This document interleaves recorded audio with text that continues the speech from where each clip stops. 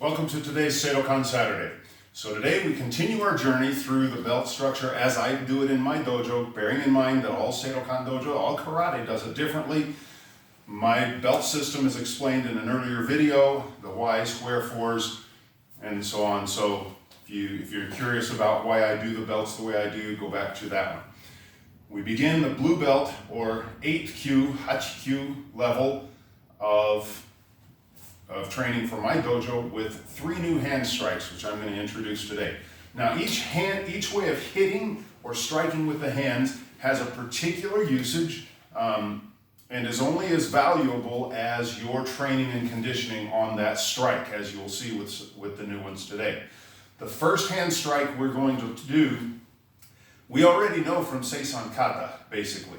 So it's not really new to my students. However, we're going to broaden its application as we start to employ it in defensive techniques. Okay?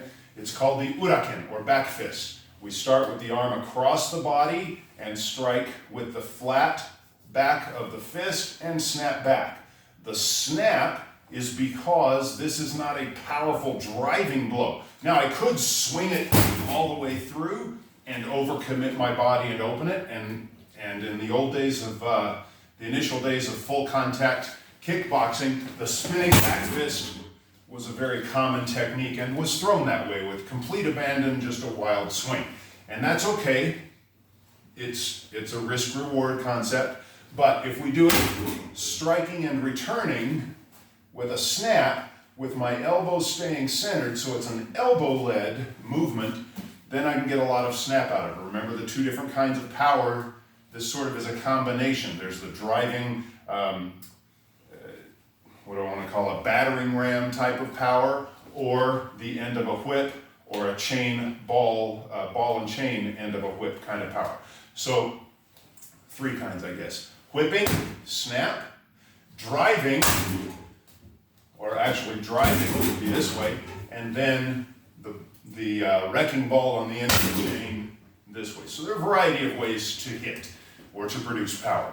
This one, as I teach it, is going to be the snapping power.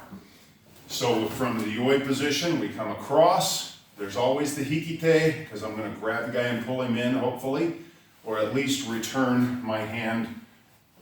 Practice coming back with it on defense, back with it on defense, grabbing and pulling. Okay, so strike, back fist with the whip. The second strike is the keito uchi.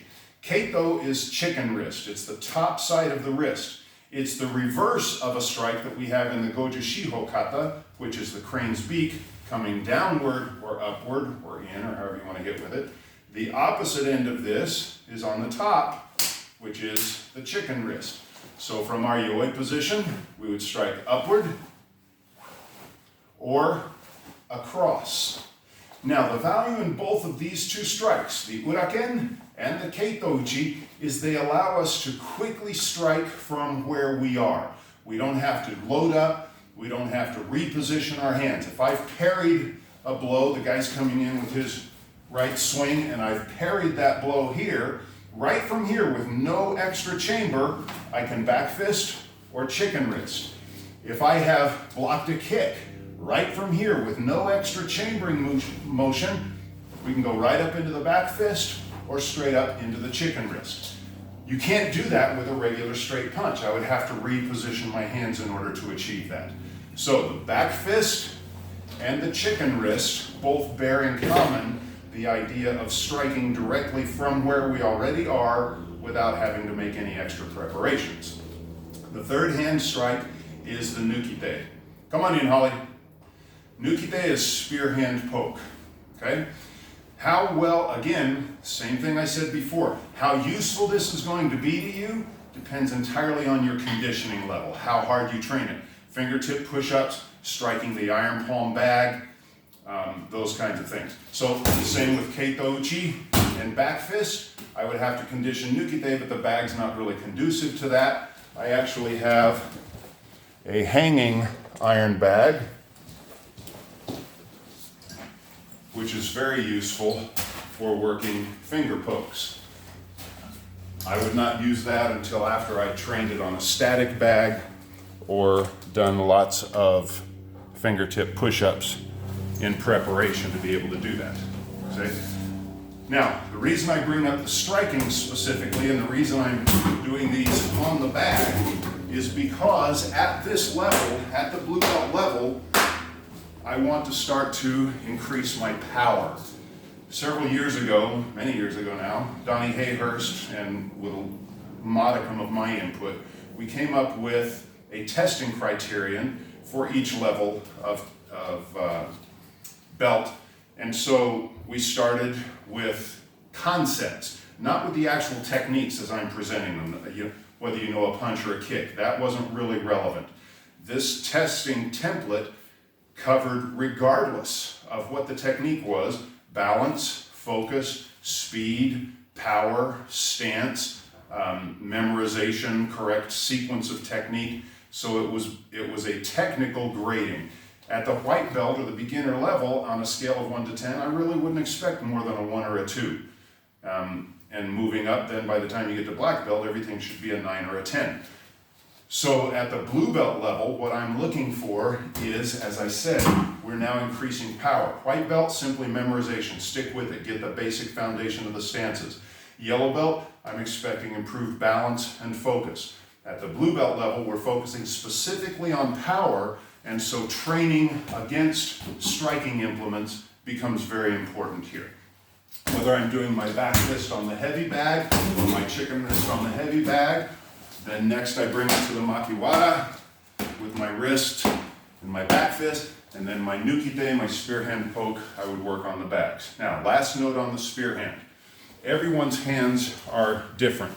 My middle finger extends quite far. So if I do the standard stiff hand, pull this back so there's no forward bend in the fingers, but that they're pulled back, and then line it up as straight as possible along my wrist, if I do that, I'm going to end up with this finger forward, which means anything I hit is just a middle finger poke, okay?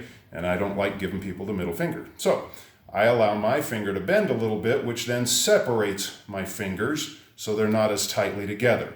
And everybody's slightly different that way, but that will come with, again, you'll learn about what your ideal spear hand poke position is based on your hand only as you practice it with fingertip push-ups, striking an iron palm bag, putting pressure. One of the things I do in training is I have my students put their spear hand on the solar plexus of a partner and press so that we're strengthening the wrist, we're strengthening the muscles of the hand to keep that extension so it doesn't buckle.